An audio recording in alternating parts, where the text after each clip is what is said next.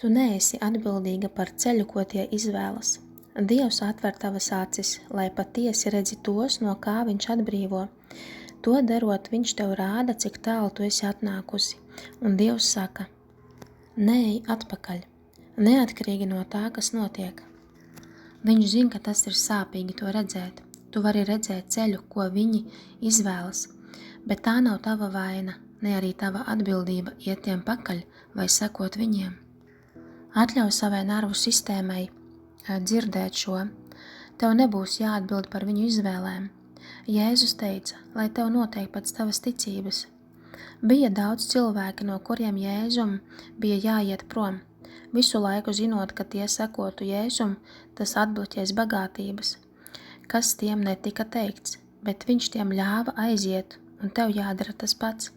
Un Dievs tevi nes, atbalsta, kamēr noskaties, kā tie aiziet.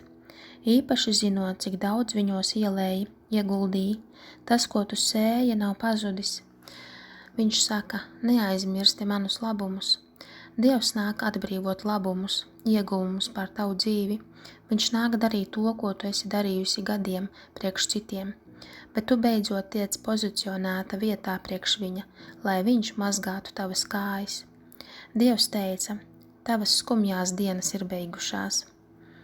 Tā balss, ko sevī jūti, mudina tevi pretī šiem vārdiem. Ir tava tēva balss, kas saka, ka šie vārdi ir priekš tevis. Viņš mīl tevi vairāk par visu. Lepojas ar tevi. Turpini iet. Tu dari tā, kā tēvs lepojas ar tevi.